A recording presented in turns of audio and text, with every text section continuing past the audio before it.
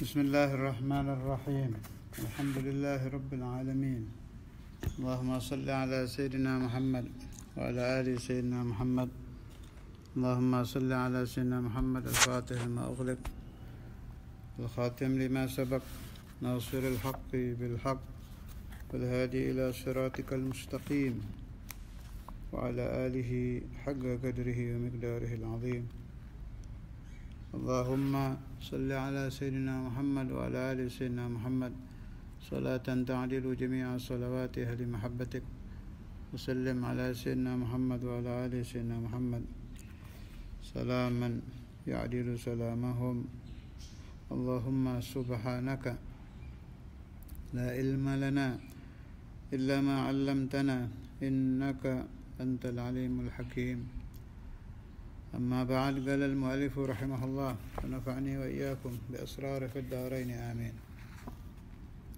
فلقد حل عن لساني عقدة الصمت maka sungguh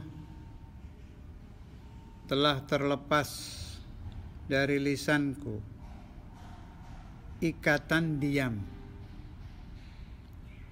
wa tawwaqani dan mengalungi aku uhdatal kalami kesanggupan berbicara wa qiladatan nutqi dan kalung pembicaraan. Failnya ma anta muthabirun alaihi minal ama. Kenapa Imam Ghazali dari diam berubah menjadi berbicara, dari sukut berubah menjadi membahas segala macam ilmu? Gara-garanya apa ini? Beliau dari mengamalkan hadza zamanus sukut wa luzumul buyut warridha bil gut hatta tamut. Itu kan dalil yang dipakai oleh orang-orang yang tidak mau berdakwah. Nanti pembahasannya nanti. Teruskan sedikit. Apa penyebabnya? Ma anta muthabirun alaihi minal ama an jaliyatil haqqi ma'al lajaji fi nusratil batil wa tahsinil jahl.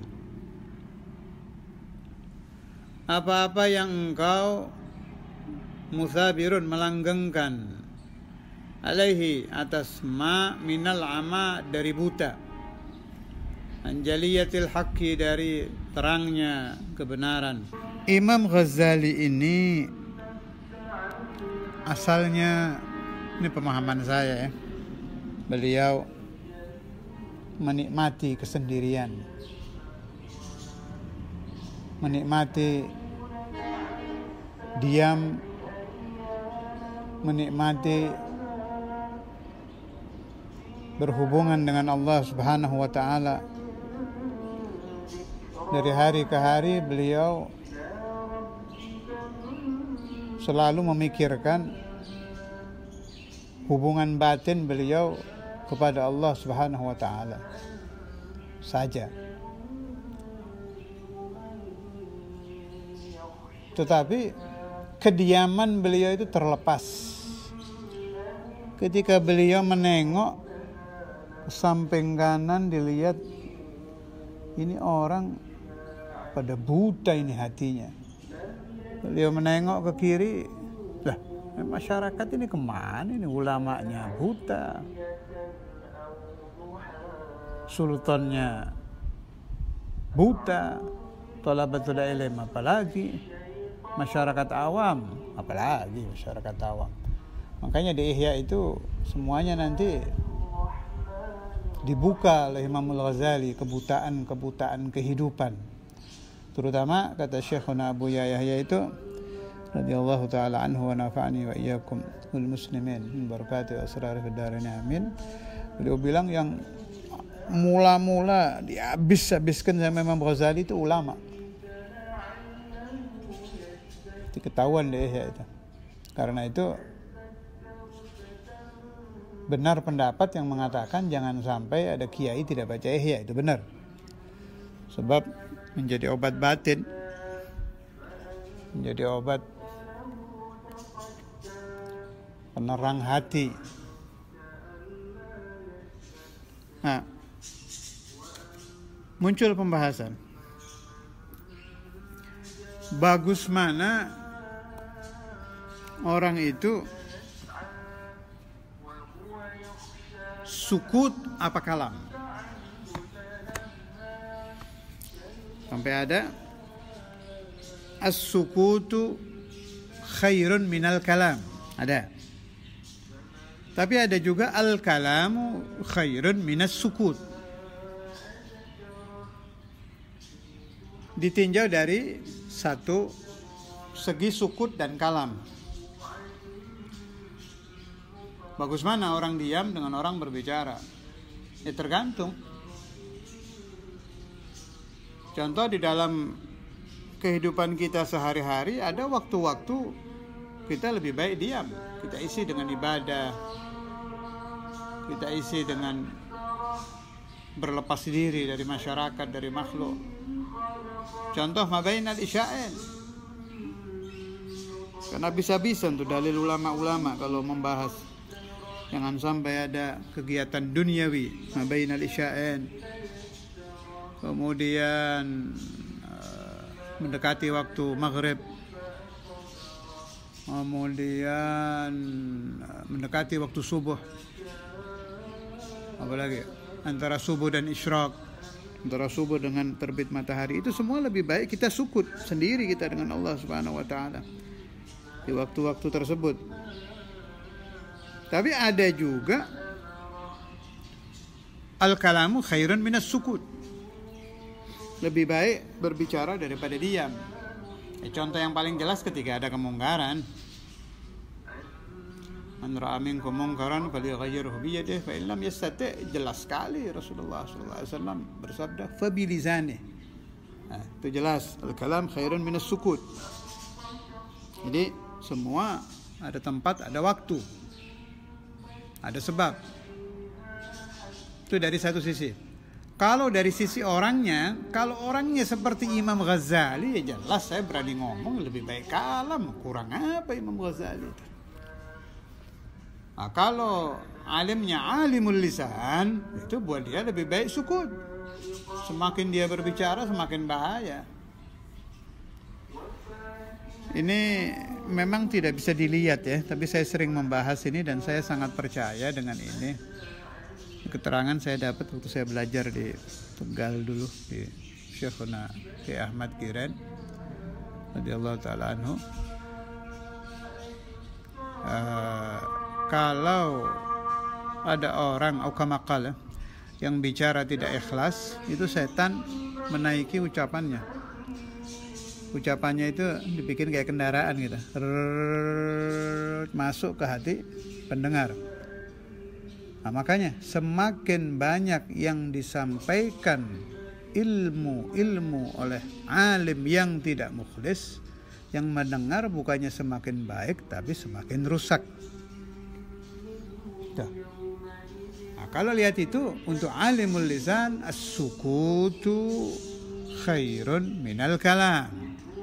Dia lebih baik diam daripada bicara. Perbaiki dulu dirinya. Kalau di Syarah Ihya ada kata-kata begini, saya lupa jilid dan halamannya.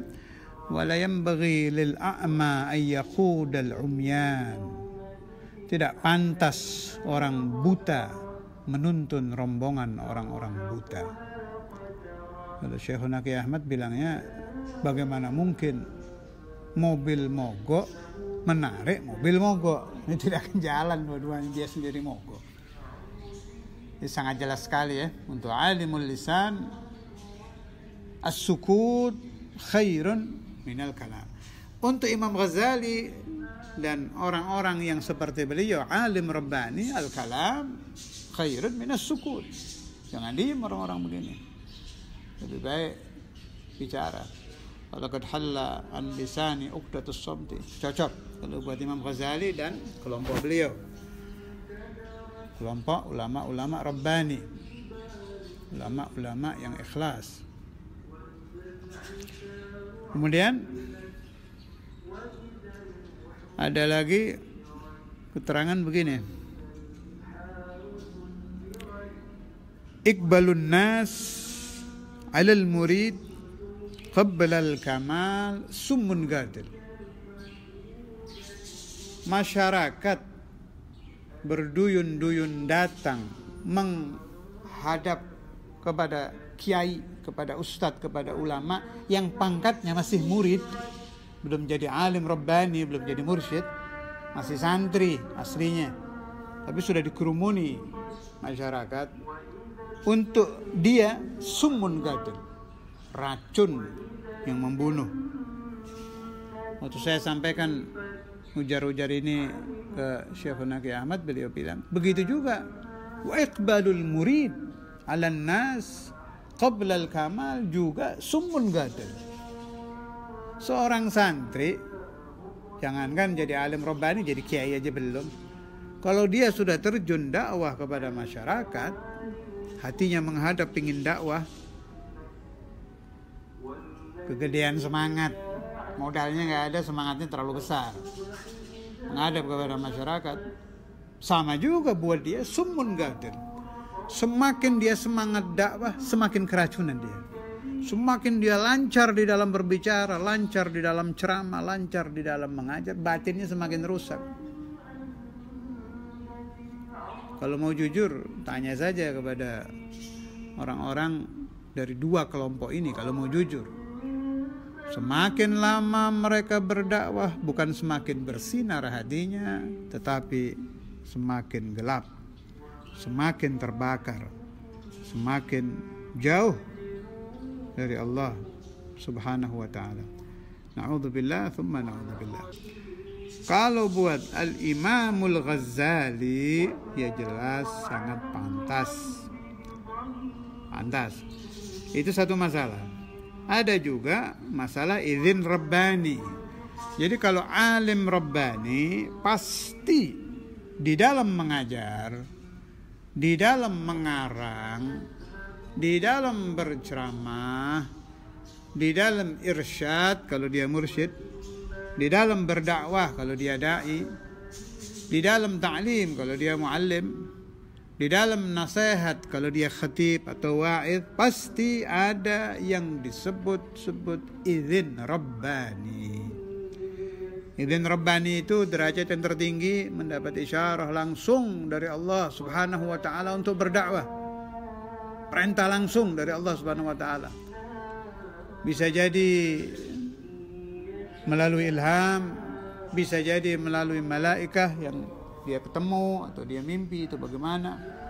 Bisa jadi melalui hadratul Rasul Maulana Muhammad Rasulullah sallallahu alaihi wasallam, seperti yang dialami oleh pendiri Aqaid Ahlus Sunnah wal Jamaah Al-Imamul Asy'ari, yang mana beliau dihadiri langsung oleh Rasulullah sallallahu alaihi wasallam di bulan Ramadan di masjid ketika beliau sedang membaca Al-Quranul Karim. Tidak tanggung-tanggung izin rabbani, malah saya lebih cocok mengatakan bukan izin, amr rabbani, perintah langsung dari Allah Subhanahu wa ta'ala melalui manusia yang paling agung, melalui manusia yang paling suci, Maulana Muhammad Rasulullah sallallahu alaihi wasallam, yang memerintahkan beliau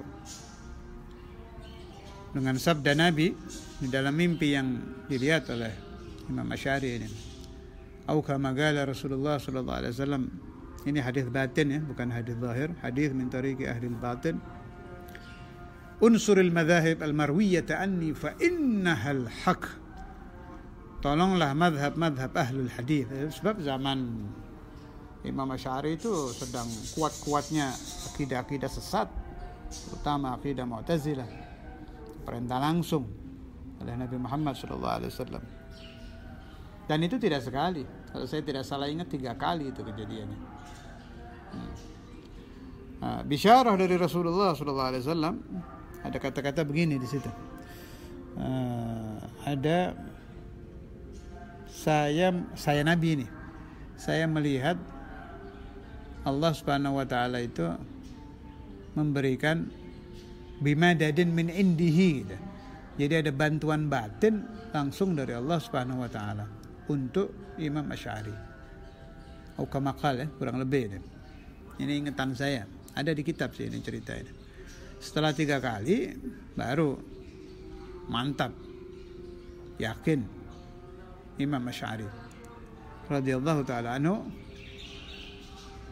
beliau katakan, "Famadza ba'dal haqqi illa ad-dhalal." Sudah tidak mungkin keliru lagi, tidak mungkin tidak benar ini mimpi. Sampai terulang 3 kali sih, dan jelas itu mimpinya. Dan mimpi Rasulullah SAW itu muayyad kan, benar, bukan diserupai syaitan. Dan nyata setelah Imam Asy'ari melaksanakan perintah Nabi Muhammad SAW, datang itu yang disebut madadun min indih, sampai terlepas ikatan-ikatan fikir, ikatan-ikatan galab. Beliau menelurkan karangan-karangan aqaid Ahlus Sunnah wal Jamaah yang sampai sekarang sampai ke kita ini, wujud qidam baqa itu, wujud qidam baqa, mukhalafah dan lain-lain yang menjadi aqaid Ahlus Sunnah wal Jamaah. Satu-satunya mazhab yang sahih, satu-satunya mazhab yang hak, dan satu-satunya mazhab yang muncul bi amr min Rasulullah SAW. Yang saya maksud satu-satunya mazhab di sini madhabu ahlul haq. Aslinya ada 2 ya, tapi 2 kan kalau di dalam istilah ahlul haq 1 kan. Jadi mazhab ahlul haq itu sebetulnya ya 1, mazhab Imam Asy'ari dengan Imam Maturidi ya itu sama aja, beda dikit-dikit aja. Kalau orang ngaji tauhid paham ya sama aja sih wujud, sama aja wujud qidam baqa. Tidak ada khilaf tentang wujud qidam baqa ya situ itu. Ya tidak cocok untuk dibahas di sini. Boleh nanti dibahas di kitab Gawaidul Aqaid, nanti di Ihya juga ada pembahasan tauhid. Al-Imam Al-Ghazali pengikut Imam Asy'ari fi tauhid. Adapun dalam fikih beliau mengikuti Al-Imam Asy-Syafi'i dan bahkan mengarang kitab untuk mazhab Syafi'i. Kembali ke masalah idzin rabbani. Kalau ta'lif mengarang, ta'lim mengajar, dakwah mau'izah berceramah, ada idzin rabbani, nanti ada itu bimadadin min indihi, seperti yang dialami oleh Al-Imam Al-Asy'ari. Meskipun kelasnya mungkin beda ya. Imam Asy'ari bimadadin min indihi itu kelas bahar, lautan. Nah, kita kelas tetesan lah. Tapi lumayan. Meskipun tetesan kan masih benar. Dapat madad min hadratir Rasul sallallahu alaihi wasallam. Setidak-tidaknya idzin rabbani untuk ta'lim, ta'lif dan dakwah ini melalui al-mursyidus shadiq, mursyid yang benar. Itu minimal sudah. Ada perintah syekh. Pemanda murid dari Al-Habib masih hidup ini, Al-Habibul Allama Al-Arif Billah Umar bin Muhammad bin Hafidh, Al-Habibul Allama Al-Arif Billah Ali Mashhur bin Umar bin Hafidh, Habibul Allama Al-Arif Billah Zain bin Sumaid dan lain-lain. Al-Marhum Rahmatul Hayyul Qayyum Habibul Allama Salim bin Abdullah Asyadiri, Habibul Allama Al-Arif Billah Hasan bin Abdullah Asyadiri, dan guru saya Sayyidina Maulana Al-Walid Al-Qutub Al-Habib Abdullah bin Faqih. Ada ijazah untuk taklim dan dakwah, yakfi, itu sudah dapat izin itu. Jadi ada yang tanggung jawab. Nah, jangan sekali-kali Anda berdakwah, taklim atau mengarang tanpa izin. Itu repot itu. Itu tadi yang saya katakan, ucapan ulama, summun qatil. Dari hari ke hari hati Anda akan semakin keracunan, semakin jauh dari Allah Subhanahu wa taala. Sebab Anda sudah inhiraf, berpaling dari perjalanan Nabi Muhammad SAW. Tidak ada nabi, tidak ada rasul yang berdakwah tanpa amr dari Allah, tidak ada. Sedangkan duat, para da'i, para muallifin, para pengarang, para muallimin, para pengajar itu kan meneruskan ajaran Nabi. Nabi itu baru dakwah ba'dal amr, makanya disebut Rasul. Ada perintah tabligh. Malah kan dalam tarikh kan ada dakwah secara rahasia dulu, sirran di rumah orang dulu, baru jahran. Ada cerita sampai beliau Rasulullah SAW diperintahkan Allah untuk pindah ke Madinah dan lain-lain. Ini menunjukkan ada amr. Jadi kalau Anda berdakwah tanpa amr, berarti Anda bikin aliran sendiri nih.